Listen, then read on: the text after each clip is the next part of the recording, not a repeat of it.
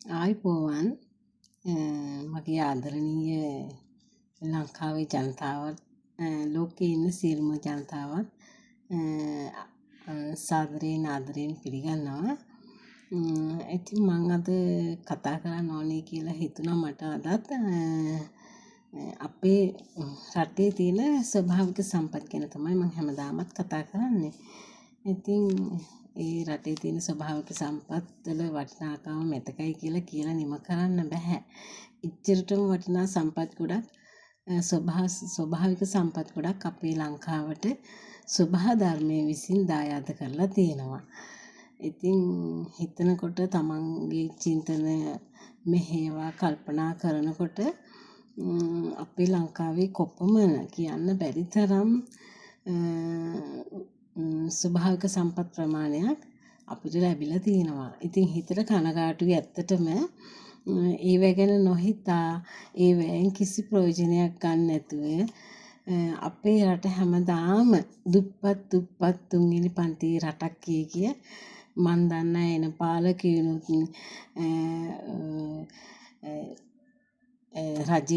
රජයේ නිලධාරීනුත් පාසල් ගුරුවරුන් උගන්වන්නේ දරුවන්ට නේද? ගුරුවරුත් හැමදාම මම නම් මගේ කනට ඇහිලා තියෙන අපේ රට දියුණු වෙමින් පවතින තුන්වෙනි පන්තියේ රටක් කියන එක තමයි මං අහලා තියෙන්නේ. මම ඉගෙන ගන්න කාලේ මට දැන් අවුරුදු 54ක්. ඒ දවස්වලත් මම ඉගෙන ගත්තේ දියුණු වෙමින් පවතින තුන්වෙනි පන්තියේ රටක් තුන්වෙනි පෙළේ රටක් විදියට තමයි මම ඉගෙනගෙන තියෙන්නේ. දියුණු වෙමින් පවතින රටක් කියලා තමයි. ඉතින් තාම නම් දියුණුවක් දැකලා නැහැ. දැන් අවුරුදු මමත් දැන් ඉතින් මට දැන් අවුරුදු 54ක්නේ. ඉතින් මේ ඇත්තටම හරිම කනගාටුයි. මොකද දැන් තමයි අපිට තේරෙන්නේ අපේ රටේ කොච්චර ස්වභාවික සම්පත් ප්‍රමාණයක් තියෙනවද? ඇයි අපි දුප්පත් රටක් කියලා මේ කියන්නේ කියලා. අති විශේෂයෙන්ම මට හිතුණා මේ රජයේ නිලධාරීන් බුද්ධිමත් උගත් කියලා කොටසක් ඉන්නවනේ.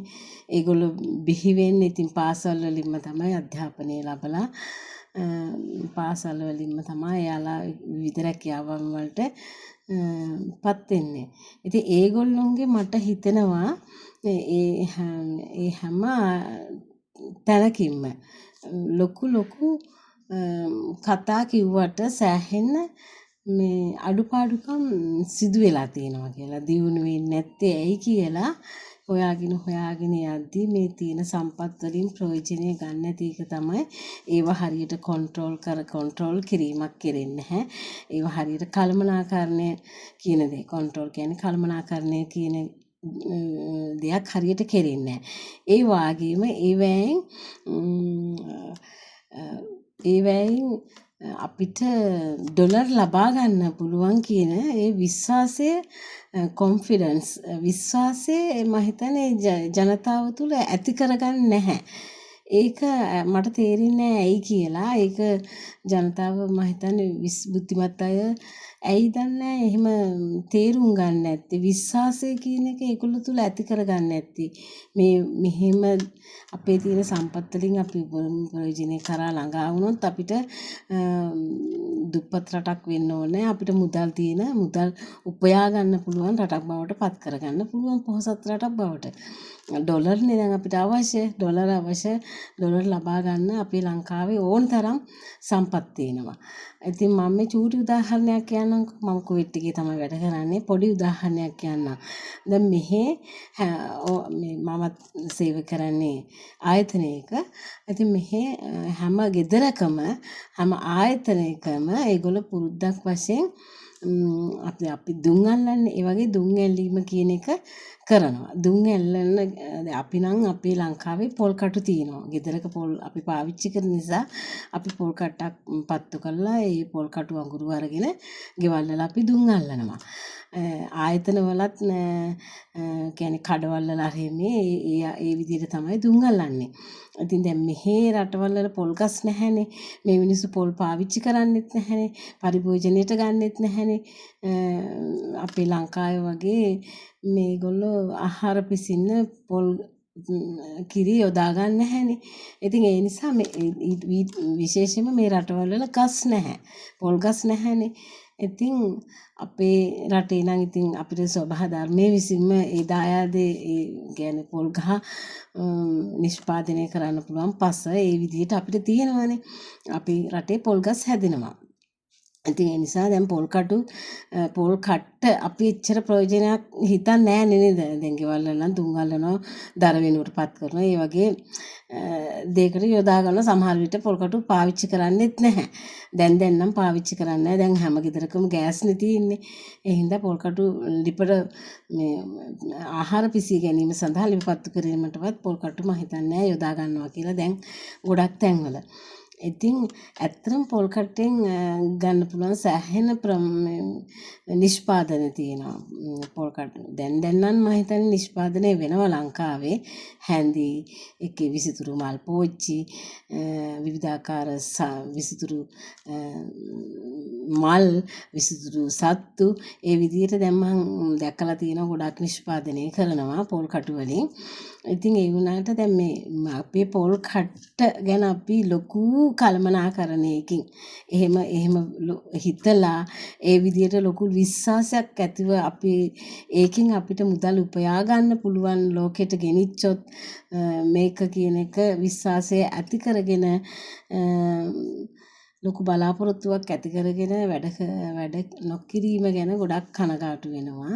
දැන් මෙහි මම කියන්න ගත්තේ දුම් අල්ලන්න පොල් කටු නැති නිසා මේ මිනිස්සු කොහේ දැන් නම් මම හිතන්නේ නිෂ්පාදනය වෙනවා පොල් කටු අඟුරු වලින් නිකන් අර පොඩි දැන් සුප් කැට තියෙන්නේ. සුප් කැට වගේ පොඩි හතරස් කැටක් තියෙනවා, රවුම් කැටක් තියෙනවා. ඒ විදිහට පොල් කටු අඟුරු මිශ්‍රණය කැට වෙන විදිහට සකස් කරලා ඒ ලොකු පෙට්ටි තියෙනවා. ඒ කියන්නේ සාමාන්‍යයෙන් පෙට්ටියකට දාලා මම හිතන්නේ අඟුරු කැට මම හිතන්නේ එක පෙට්ටියක කැට 50ක් වගේ තියෙන්නේ. කැට 50ක් වගේ. දැන් අපි ආයෙත් කියනවා උදේට තුන් අල්ලන්න. ඒක පොල් කටු අඟුරු තමයි. ඒක පත්තු කරලා ඒකින් රස්නේ තියෙනවා. ගොඩක් වෙලාවකට ඒක නිවෙන්නේ නැහැ පොල් කටු අඟුරු. ඒකට තමයි අර ඒගොල්ලෝ සුවඳ දුම් කුඩු දාලා මේ දුම් අල්ලන්නේ. ඉතින් ඒවා දැන් නම් මම හිතන්නේ කොයි රටින් දන්නේ නිෂ්පාදනය වෙනවා ඇති. අපේ රටේ මං කියන්නේ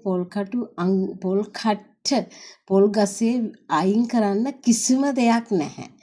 ප්‍රයෝජනෙට ගන්න පුළුවන් හැම දෙයක්ම පොල් ගහයි. පොල් ගහේ අහක දාන්න පුළුවන් කිසිම ද්‍රව්‍යයක් නැහැ කියන එක තමයි මගේ මතය. ඉතින් ඒක ඇත්තටම දැන් පොල් ගහ ගත්තොත් අපේ රටේ මේ පොල් ගහ නිෂ්පාදනය කරන්න පුළුවන්.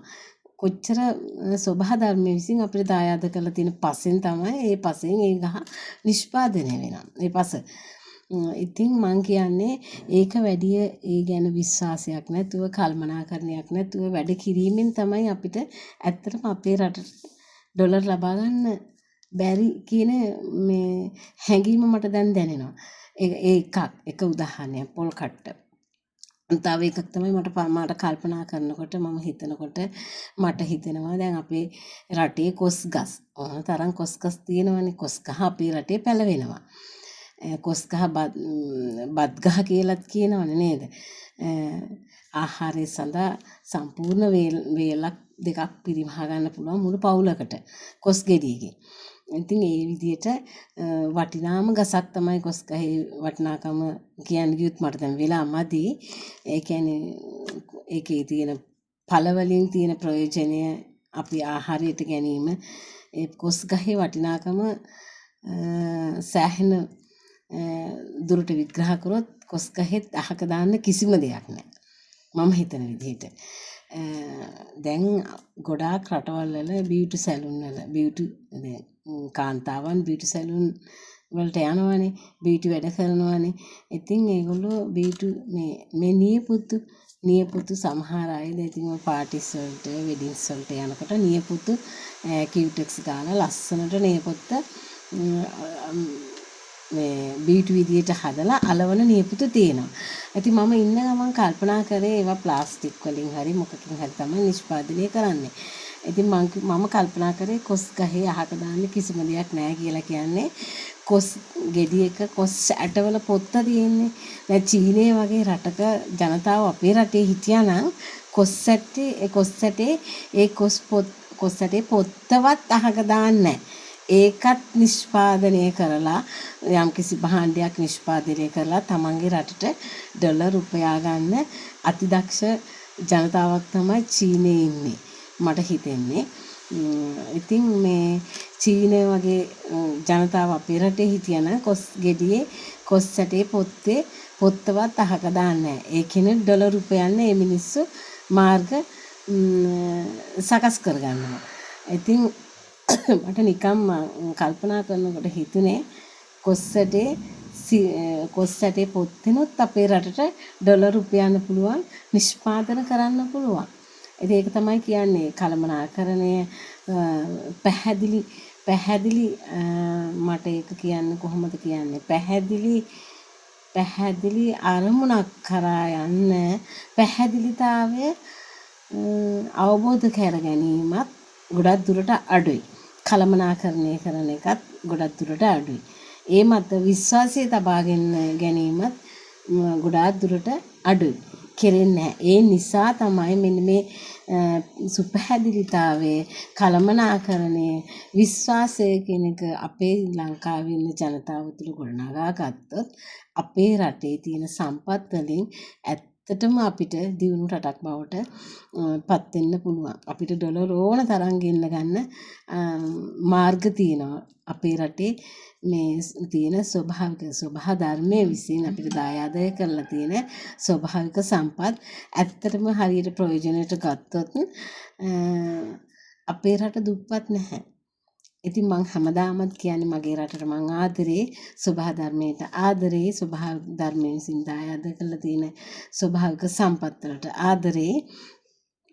ඒ වගේම රටේ ජනතාවටත් ආදරේ. මම හැමදාම ජනතාවගෙන් ඉල්ලන්නේ රටේ ජනතාවට ආදරේ කරන්න. දවසින් දවස මොහොතින් මොහොත ස්වභාව ධර්මයේ තියෙන සම්පත් වලට අපේ ලංකාවට දායාදයක් වශයෙන් ලැබිලා තියෙන ස්වභාවික සම්පත් වලට ආදරය කරන්න. ඒවා විනාශ නොකර ඒවැයෙන් උපරිම ප්‍රයෝජන ගන්න. උපරිම ප්‍රයෝජන අරගෙන අපේ රට පොහොසත් රටක් දියුණු රටක් බවට පත් කරගන්න හැම කෙනාම වෙහෙසෙන්න උත්සාහවන්ත වෙන්න තමන්ට ලැබිලා තියෙන චින්තනය මෙහෙवला බුද්ධිමත්ව වැඩ කරන්න කියන එක තමයි මම හැමෝගෙම ඉල්ලා සිටින්නේ. ඉතින් නැවතත් චූටි අදහස් ටිකක් තමයි ඔයාලට දැන් මම ප්‍රකාශ කරේ. නැවතත් වීඩියෝ එකකින් හමු වෙනතුරු ඔයාලා සියලු දෙනාටම ජේසුස් පිහිටයි බුදු සරණයි. එහෙනම් ගිහින් එන්නම්. බයි.